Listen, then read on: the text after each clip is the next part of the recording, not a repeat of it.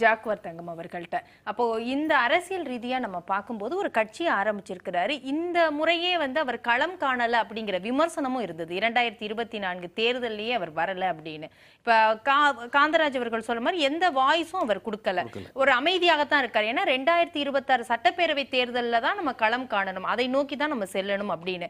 அப்ப இந்த இடைப்பட்ட காலம்னு இருக்குல்ல, கட்சி ஆரம்பிச்சிருக்கிறாரு, தேர்தல் வந்திருக்கு.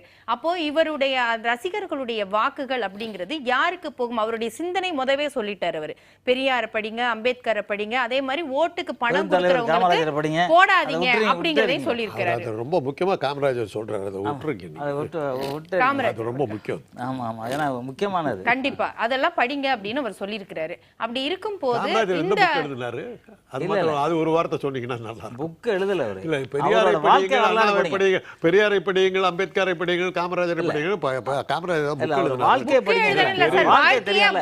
வாழ்க்கையை காமராஜருடைய வாழ்க்கையே பெரிய புத்தகம், அதை மறக்க முடியுமா? எழுதியிருக்காங்க, அதை யாரும் மறக்க முடியாது. சொல்லுங்க சார். இப்ப அந்த மாதிரி அவர் பேசிட்டு இருக்கும் போது இந்த வாக்குகள் ரசிகர்களுடைய மனநிலை எப்படி இருக்கும்? இந்த ரசிகர்களுடைய வாக்குகள் இதை ஒட்டி யாருக்கு போறதுக்கு வாய்ப்புகள் இருக்கு? ஒரு திராவிட இயக்கங்களுக்கு, திமுக அதிமுக போறதுக்கு வாய்ப்புகள் இருக்கா, அல்லது சீமான் நாம் தமிழர் கட்சிக்கு போறதுக்கு வாய்ப்புகள் இருக்கா?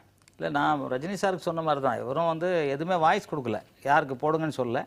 அவரோட லட்சியம் 2026 தான் எலெக்ஷன், வேறு எதுவுமே இல்லை. அதனால் உள்ள கட்சியை சேர்க்கறது, பலப்படுத்துறது, அவங்களோட அந்த வேலையை தான் நல்லா பண்ணிக்கிட்டு இருக்காங்களே வழியா, மற்றபடி இன்னொரு கட்சிக்கு ஓட்டு போடுங்கன்னு அவங்க சொல்ல மாட்டாங்க. ஏன்னா சொன்னாங்கன்னா நாளைக்கு அதே கட்சியை எதிர்த்து நிற்கிற சூழ்நிலை வரும்போது அவங்க சொல்லுவாங்க, எனக்கு தான் போட சொன்னார், இப்போ அவர் ஆட்சிக்கு வந்திருக்காரு, ஆட்சிக்கு வரக்கு ட்ரை பண்ணுறாருங்கிற மாதிரி சொல்லுவாங்க. அதனால் அவர் யாருக்கும் சொல்லியிருக்க மாட்டார், சொல்ல இல்லை. அதுதான் உண்மையான விஷயம், சொல்லலை, யாருக்கும் அவர் சொல்லலை. எனக்கு தெரிஞ்ச அவர் 2026 தான் குறிக்கோள். அவர் ஓப்பனா யாருக்கு போடுங்கன்னு சொல்லலைனாலும் ரசிகர்கள் எந்த சித்தாந்தத்தை பின்பற்றி போட, இது ஒரு அனுமானமான ஒரு கேள்வியாக இருந்தாலும் நம்ம யாரெல்லாம் சொல்ல கொடுத்தாங்களோ அவங்களுக்கு போட மாட்டாங்க. தெரியும் அவங்களுக்கு, யார் யார் சொல்ல கொடுத்தாங்களோ அவங்களுக்கு போட மாட்டாங்க. எனக்கும் தெரியும், உங்களுக்கும் தெரியும், அதுதான் உண்மை. ஏன்னா ரஜினி சார்னா ரஜினி சாருக்கு நிறையா தொல்லை கொடுத்தவங்க தான் அவர் உள்ள இறங்கினாரெல்லாம் இறங்கியே இருக்க மாட்டார்.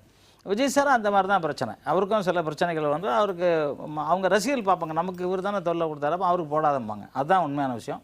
அது இல்லாமல் இன்றைக்கி எல்லாமே கையில் வச்சுருக்காங்க. எல்லாம் உலகம் ஃபுல்லாக கையில் இருக்குது. யாருக்கு போகணும் யாருக்கு போடணும் அவங்க ஒரு வேளை அவங்களுக்குள்ளே அவங்களோட அசிஸ்டண்ட் யாருன்னா சொல்லிக்கலாம், மெசேஜ் போட்டுக்கலாம், நீங்கள் இந்த கட்சிக்கு போடுங்க அந்த கட்சிக்கு போடுங்கன்னு சொல்லலாம்.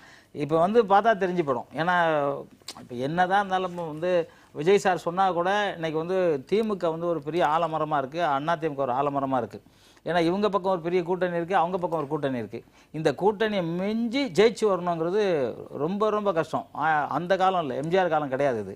இதுக்கு நிறையா உதவி பண்ணியிருக்கோம், மக்களாக கலந்துருக்கணும். அவங்களுக்கு இப்போ கேப்டன் விஜயகாந்த் இன்றைக்கி எதிர்கட்சி தலைவர் விட்டா ஆட்சியை பிடிச்சிருப்பாருங்கிறதுக்கு காரணம்னா, நான் 1977 கேப்டன் கூட இருக்கேன். அவர் எல்லாருக்குமே அள்ளி கொடுப்பார். அதாவது ஏதோ ஒரு கஷ்டம்னா உடனே ஒரு 25 லட்ச ரூபா கொடு அப்படிம்பார். எந்த கஷ்டம்னாலும் பண்ணுவார். அதனால் மக்களுக்கு அவரை பிடிச்சிச்சு.